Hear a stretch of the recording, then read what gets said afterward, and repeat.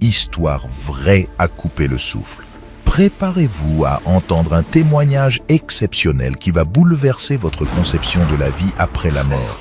Imaginez, vous êtes en train de vous noyer, coincé sous les flots tumultueux d'une rivière. La mort semble inéluctable.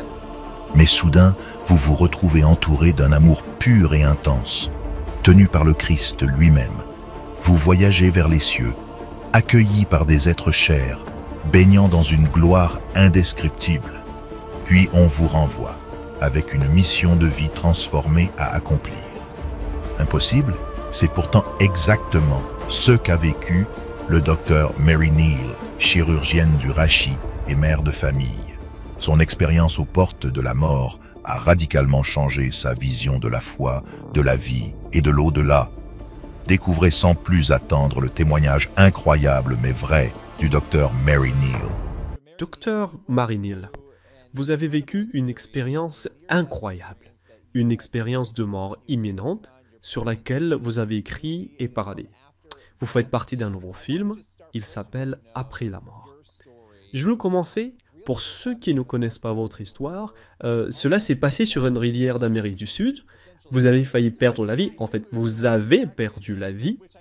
Ce que je sais être si étrange, parce que nous sommes ici en train d'en parler à présent, n'est-ce pas? Mais vous avez perdu la vie. Vous avez vécu quelque chose d'incroyable. Avant d'entrer dans l'expérience du paradis, parlez-nous un peu de l'accident et de ce qui s'est passé exactement. Eh bien, en résumé, évidemment, nous n'avons pas assez de temps pour vraiment entrer dans les détails, mais mon mari et moi sommes des kayakistes passionnés. Nous avons fait du kayak pendant des décennies dans tout le pays, à l'international. C'est quelque chose que nous faisons. Ce n'est pas un truc fou, mais des amis à nous sont des navigateurs professionnels et organisent des voyages au Chili chaque année pendant notre hiver et leur été. Donc, quand mon plus jeune fils a finalement été assez âgé pour nous laisser partir sans nos enfants, nous avons décidé d'y aller pour l'anniversaire de mon mari. Nous avons passé un merveilleux moment. Nous avons pagayé sur toutes ces belles rivières et avons passé un bon moment. Et ce qui allait être notre dernier jour de pagaie de toute façon, nous avons décidé de pagayer sur une rivière bien connue pour ses chutes d'eau ou ses dénivelés. Vous savez, je ne parle pas des chutes du Niagara, mais de 10 à 15 mètres de haut, qui sont exaltants et stimulants, mais certainement tout à fait dans nos cordes. Et ce jour-là, en fait, mon mari n'est pas allé sur la rivière avec nous. Il s'est réveillé pour la première et unique fois de sa vie avec des douleurs au dos.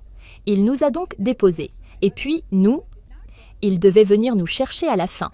Je suis donc allée sur la rivière avec, encore une fois, ses amis à nous, qui sont des navigateurs professionnels et quelques autres clients américains. Et quand nous sommes arrivés à la première chute plus importante, une autre cliente s'est en quelque sorte faufilée devant moi et a bloqué l'entrée du chenal que nous avions choisi de descendre. Ma seule option était donc de virer et de passer par la partie principale de la chute d'eau, ce que j'ai fait. Et quand je l'ai franchie, j'ai pu voir le fond et voir une turbulence et un flux énorme. Vous savez, je savais que ça n'allait pas être joli, mais ce que je supposais qu'il allait se passer, c'est que j'allais heurter le fond, me retourner et devoir sortir de mon bateau et me faire un peu secouer, puis être en quelque sorte recraché en aval, ce qui n'est pas une expérience agréable. Mais vous savez, cela fait partie de la navigation occasionnellement, et c'est très bien. Mais ce qui s'est passé à la place est quelque chose que je n'aurais jamais pu imaginer. Je dois vous dire que je n'avais jamais vraiment pensé à la mort auparavant. Dans ma pratique médicale et dans ma formation chirurgicale, j'avais certainement été confrontée à la mort, c'est-à-dire à la mort de patients, ce genre de choses. Mais à ce moment-là de ma vie, je n'avais personnellement perdu personne. Je n'avais perdu ni grands-parents, ni parents, ni frères ou sœurs, ni amis. Je veux dire, je ne savais rien de la mort. Et donc, comme la plupart des gens, je pense que je n'ai jamais pensé à la mort jusqu'à ce que je doive le faire. Je n'avais jamais pensé à ce qui se passerait quand je mourrais. Si quelqu'un m'avait posé la question, je suis sûre que j'aurais dit « Eh bien, je pense qu'il y a quelque chose de plus. J'espère qu'il y a quelque chose de plus. » Je ne sais pas. C'est une sorte de concept abstrait dont on se dit « Eh bien, vous savez, j'y penserai un jour. Pas ce jour-là, mais j'ai heurté le fond et l'avant de mon bateau s'est coincé ou s'est coincé dans les rochers et les éléments sous-marins. Et le bateau et moi avons immédiatement été submergés sous 8 à 10 pieds d'eau. Et je suis chirurgienne du rachis, donc je suis très calme dans les situations de stress et je n'ai pas paniqué. Les gens demandent toujours « Oh mon Dieu, vous savez, avez-vous paniqué ?» Et non, je n'ai pas paniqué. J'ai commencé à essayer de me libérer ou de libérer le bateau, l'un des deux. Mais le poids de l'eau et la force du courant étaient trop grands pour que je puisse faire quoi que ce soit. Et j'ai pensé à mes options qui, bien sûr, étaient très limitées. J'ai réalisé que j'allais probablement mourir et il serait très facile pour vous, pour quiconque écoute, de supposer que « Oh, une paix m'a envahi » et « Oh, j'ai cédé ». Je n'ai pas les mots pour expliquer cela de manière à ce que vous compreniez vraiment. Mais j'ai fait un choix très actif et j'ai demandé que la volonté de Dieu soit faite, quelle qu'elle soit. Et cela semble être une chose vraiment passive, mais c'était un choix vraiment actif et j'avais vraiment le choix. Je pouvais soit choisir la volonté de Dieu, soit la combattre, et dans les deux cas, j'allais mourir. Je suppose que cela n'avait pas vraiment d'importance.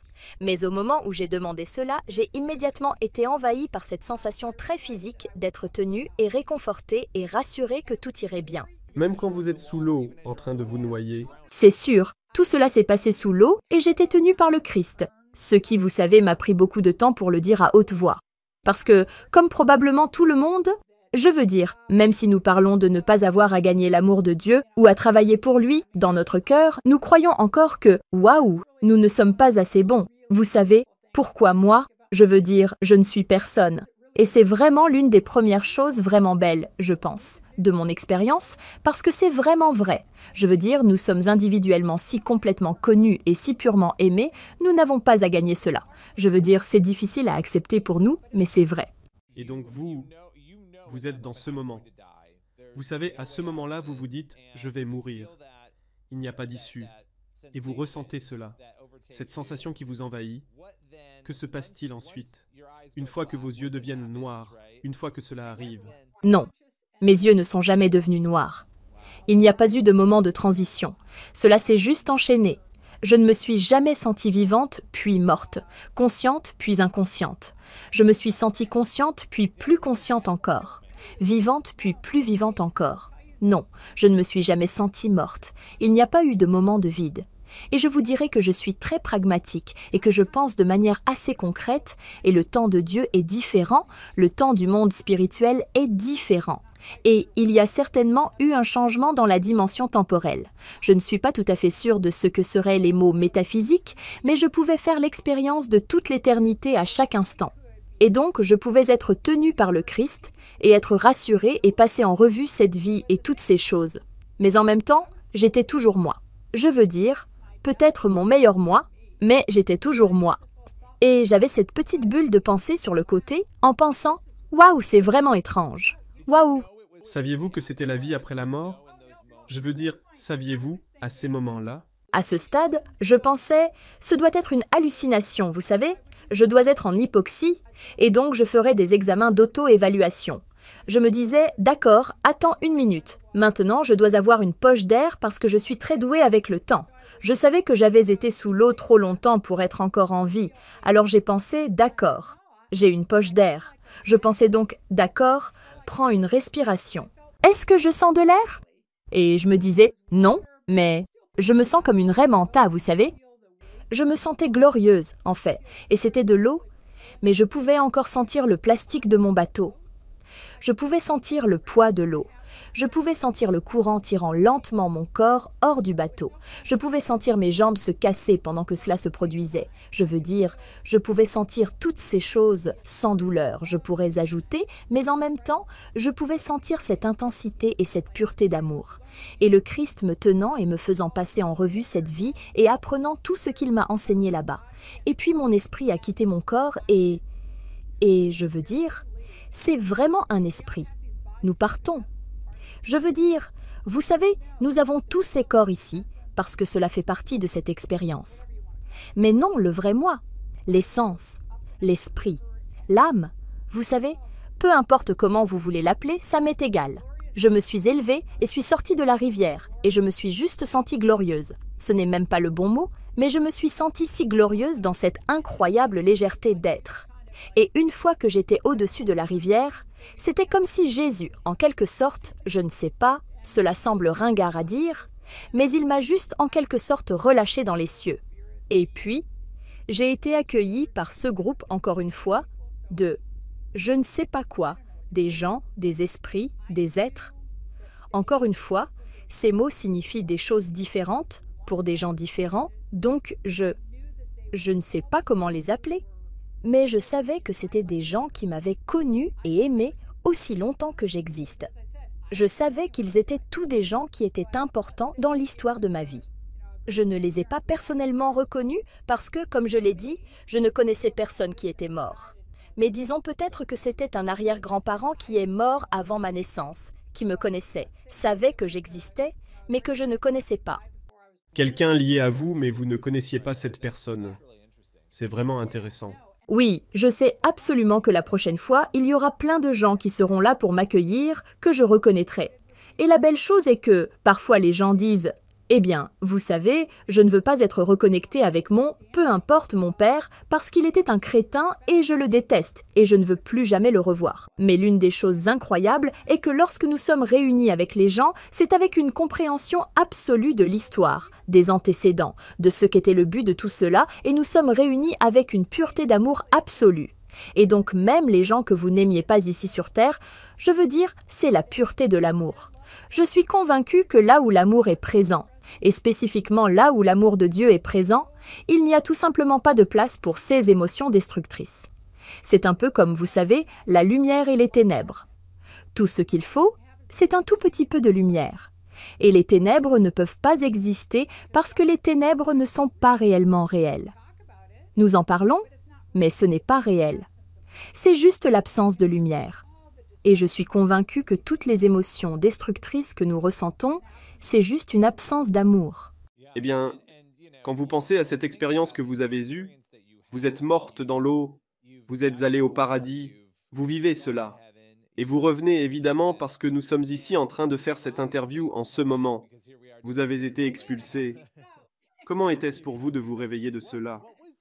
Je sais que je simplifie à l'excès le voyage que vous avez fait, mais de vous réveiller de cela et de réaliser que ce n'était pas une hallucination, que c'était quelque chose que vous aviez vraiment vécu. Oui, eh bien, c'était très difficile. Et la plupart des gens qui reviennent d'une expérience de mort imminente ou après la mort ont une période de temps. Pour certaines personnes, c'est court. Pour d'autres, c'est plus long, mais une période de temps de vraiment deux choses. Tout d'abord, l'incrédulité qu'il soit de retour est vraiment la dépression. Et puis on lutte en quelque sorte avec le « eh bien, qu'est-ce que tout cela signifie ?» Parce qu'avoir une expérience de mort imminente ou après la mort, ou même toute autre expérience spirituelle vraiment profonde, est certainement une chose à double tranchant. Vous savez, c'est beau et merveilleux et génial, mais cela s'accompagne d'une vraie lourdeur et d'un poids de responsabilité et... D'accord, maintenant, qu'est-ce que je vais en faire? Et cela vous met vraiment à part. C'est une sorte d'expérience très isolante. Eh bien, surtout pour quelqu'un comme vous, je veux dire, vous êtes médecin, vous êtes une personne de science, n'est-ce pas? Et vous étiez quelqu'un qui n'avait pas beaucoup réfléchi à ces choses auparavant. Comment cette partie a-t-elle changé? Comment cette expérience a-t-elle changé votre cheminement de foi? Allons-y, parce que vous avez une vision très différente maintenant de celle que vous aviez avant. Je veux dire, j'aurais prétendu auparavant être chrétienne, mais vraiment, vous savez, maintenant quand j'y pense, c'est comme la plupart des gens dans ce pays et peut-être dans le monde entier, je ne sais pas, j'étais en quelque sorte une chrétienne culturelle. Ouais, c'est juste ce que j'étais en quelque sorte. Il se trouve que je suis née dans le Midwest et que nous allions à l'église, mais ce n'est pas vraiment être chrétien.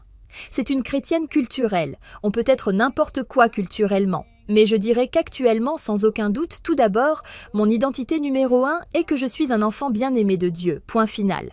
Tout est secondaire par rapport à cela. Croyez-moi, j'aime être une épouse, j'aime être une mère. Ces deux rôles sont extrêmement importants pour moi.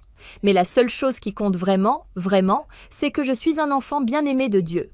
Et donc, mon expérience a radicalement transformé ma compréhension de la vie et de la mort. Elle a radicalement changé ma compréhension de ce que signifie être ici. Ce que je veux dire est que, être sur Terre, la vie est cette incroyable opportunité et une aventure incroyable. Et je ne suis pas censée être ici et simplement gaspiller ma vie ou être ici et simplement parler tout le temps de « Oh, j'ai hâte de retourner au paradis ». C'est comme aller en Europe et s'asseoir dans sa chambre d'hôtel en souhaitant être de retour dans sa chambre d'hôtel dans sa ville natale. Vous savez, personne ne ferait ça. Je veux dire, si vous partez en vacances, vous sortez et vous en faites l'expérience parce que vous apprenez les choses différemment. Vous expérimentez, même si c'est en faisant la même chose, vous le faites différemment. Et vous avez des choses différentes qui vous obligent à grandir parce que cela vous force à sortir de votre zone de confort. Mais pour moi, vous savez, j'avais l'autre problème de revenir parce que quand on m'a renvoyé, vous savez, on m'a dit qu'on m'avait donné en gros une liste de choses que j'avais encore à faire. Et vous vous souvenez peut-être ou non. Je veux dire, on m'a parlé de la mort à venir et inattendue de mon fils aîné. Et à l'époque, il n'avait que 9 ans et il était en bonne santé comme une palourde. Je veux dire, en fait, je ne sais pas si les palourdes sont en bonne santé, mais il était en bonne santé. Oui, je me souviens de cela dans votre histoire. Je suis revenue, et non seulement parce que je suis une scientifique, mais à cause de cela. J'ai passé de nombreux mois à essayer très fort de trouver une autre explication. Je ne voulais pas de cette expérience. Je ne voulais pas qu'elle soit réelle. Je ne voulais rien avoir à faire avec elle, en fait. Donc pour moi, c'était une sorte d'expérience encore plus intense de juste penser. Comme « Pourquoi suis-je ici ?» C'est quoi cette histoire? Pourquoi suis-je coincée avec ça? Et rien sur cette liste n'était quelque chose que je voulais faire ou que je me sentais qualifiée à faire. Et c'est un peu comme ça que Dieu nous appelle, n'est-ce pas? On ne vous demande jamais de faire quelque chose pour lequel vous vous dites « Oh super, ce serait génial !» Vous êtes appelé à faire quelque chose qui vous pousse hors de votre zone de confort. Parce que c'est seulement à ce moment-là que vous identifiez et découvrez vraiment vos dons, vos talents, votre capacité à glorifier Dieu et à servir Dieu. Eh bien, il nous reste un peu moins de 2 minutes, et là, je pourrais vous parler pendant 4 heures, parce que votre histoire est si fascinante. Donc nous la condensons ici. Mais qu'espérez-vous que les gens retirent de votre expérience d'après la mort? Parce que nous allons tous mourir, et mon histoire fait réfléchir. J'espère que les gens vont se sentir mis au défi dans leurs propres hypothèses sur ce que signifie la mort et sur ce qui se passe après. Parce que je suis absolument convaincue que si vous arrivez au point où vous acceptez qu'il y a vraiment une vie après la mort, alors tout à coup cela vous propulse sur ce chemin de découverte du sens, du but et de la joie, qui est la vie que je crois que nous sommes destinés à vivre. Docteur Mary Neal, j'apprécie tellement. Merci pour votre temps aujourd'hui.